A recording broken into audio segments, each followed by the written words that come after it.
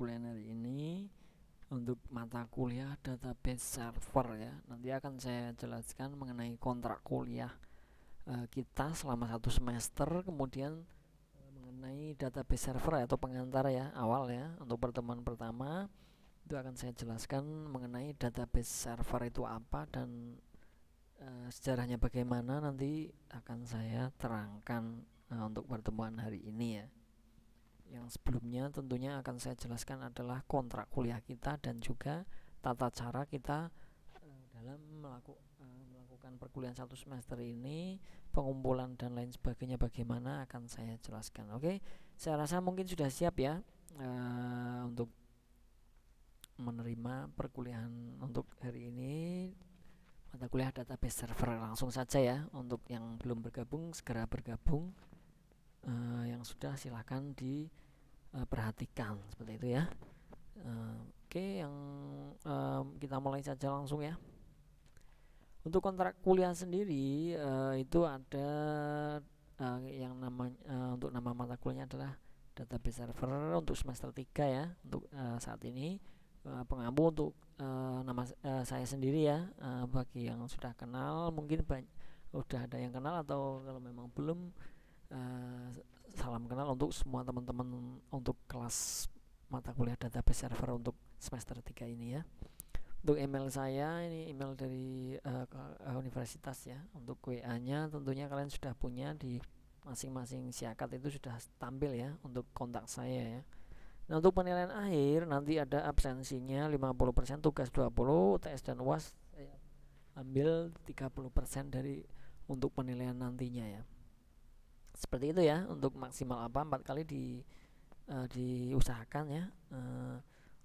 Tapi nanti bisa menyesuaikan dengan alasan yang alasan yang kuat ya. Misalkan ada sakit dan lain sebagainya, silakan konfirmasi ke saya biar nanti saya tidak bingung untuk pada saat untuk penilaiannya, karena saya ambil penilaiannya dari absensi itu persentase yang terbanyak, yang takutnya seperti itu tidak pernah masuk, jadi saya bingung mau memberi nilai apa ya. Jangan sampai dapat nilai kalau bisa ya. Oke, itu untuk mengenai kontrak kuliah saya rasa sudah paham, karena ini sama saja ya, di setiap perkuliahan itu pasti ada semacam ini. Nah, untuk tugas dan materi bisa dikirim, di download di forum kita Classroom ya. Ini kodenya untuk joinnya.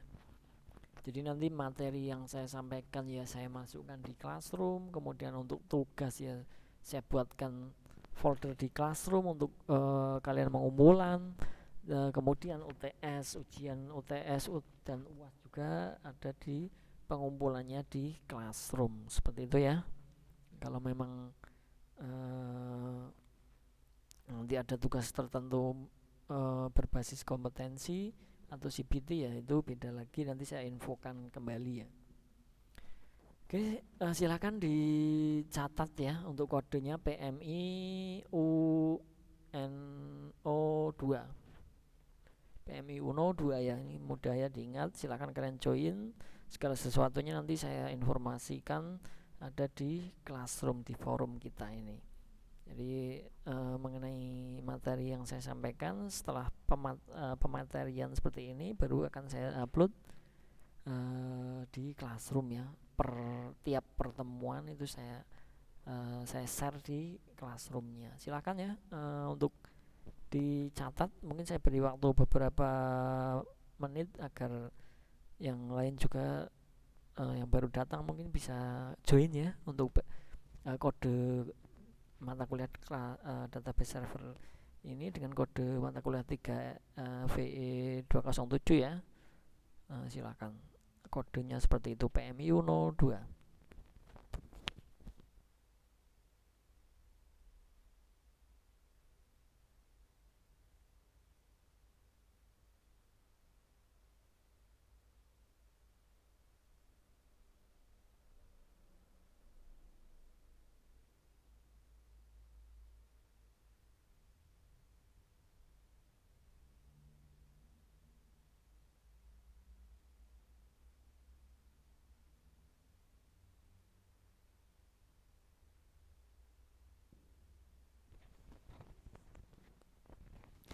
Cukup ya Nanti untuk yang ketinggalan bisa putar ulang di channel saya untuk kode classroom untuk kalian join ya.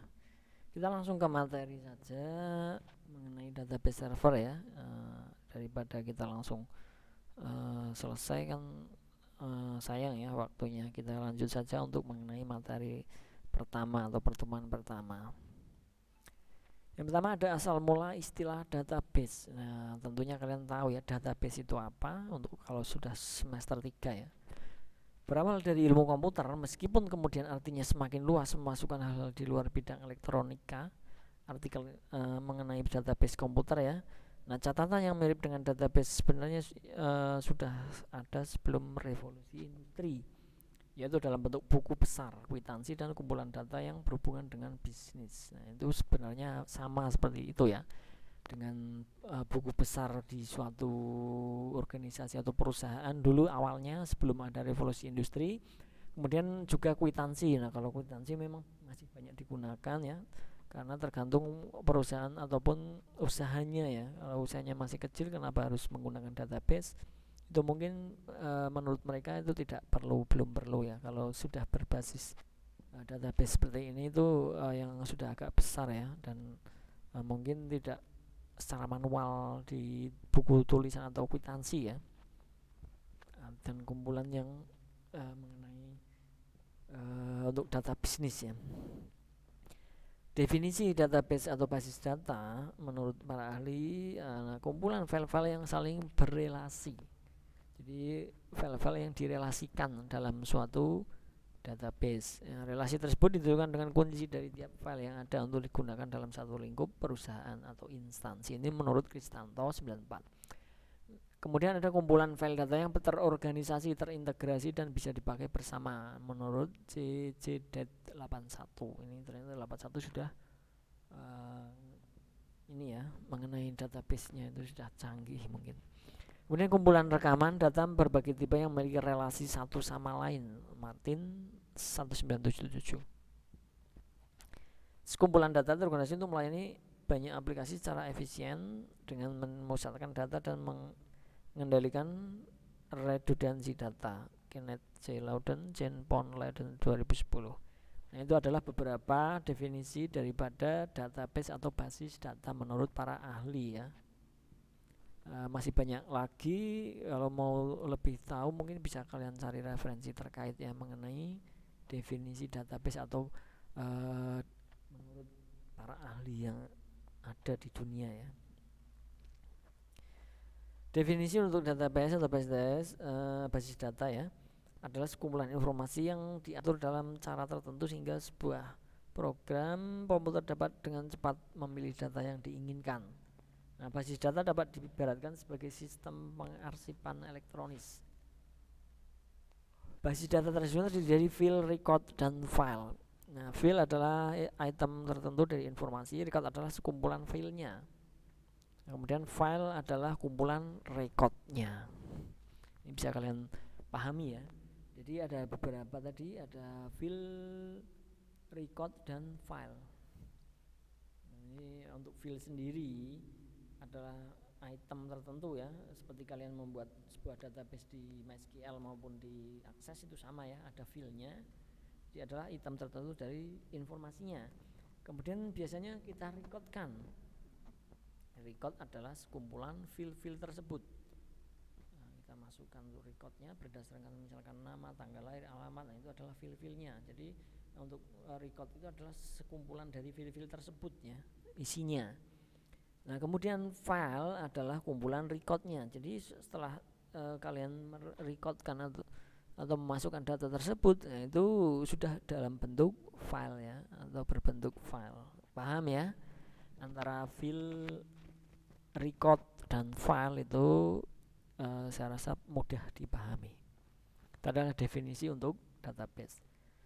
Nah, untuk pengertian database server sendiri bagaimana? Merupakan sebuah program komputer yang menyediakan layanan data untuk disalurkan ke komputer atau program komputer lainnya dengan menggunakan model client server. Nah, istilah ini juga merujuk kepada sebuah komputer yang didedikasikan untuk menjalankan program yang bersangkutan. pada umumnya sering menyediakan fungsi server dan beberapa DBMS. Misalnya MySQL atau Microsoft SQL Server yang sangat bergantung pada model client server untuk mengakses datanya. Seperti itu pengertian dari database server.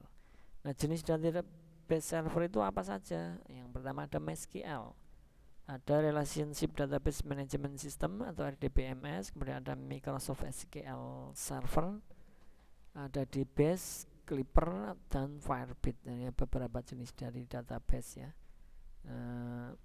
Untuk Microsoft SQL mungkin sudah kalian ini ya pada saat di semester sebelumnya. Untuk database management system ini juga nanti ya menyesuaikan untuk MySQL. Mungkin yang akan kita gunakan mungkin lebih ke MySQL ya untuk database server yang kita jalani saat ini untuk perkuliahan.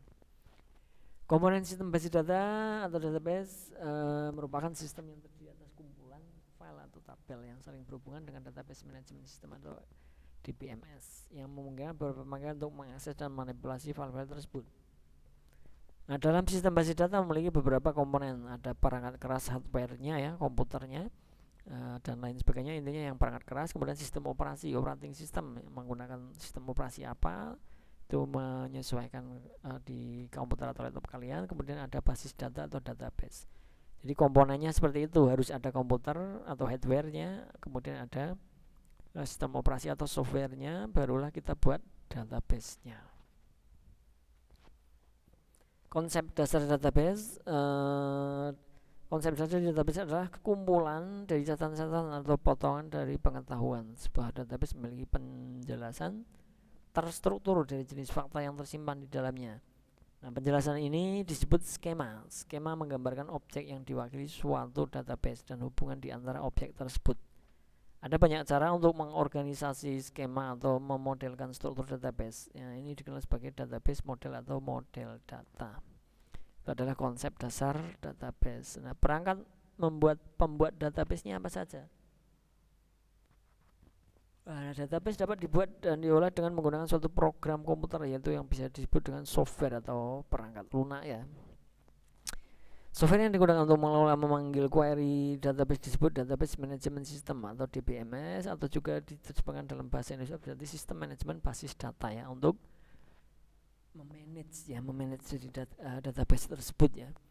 Nah, DBMS terdiri dari dua komponen, yaitu Relation Database Management System atau RDBMS dan Overview of Database Management System (ODBMS).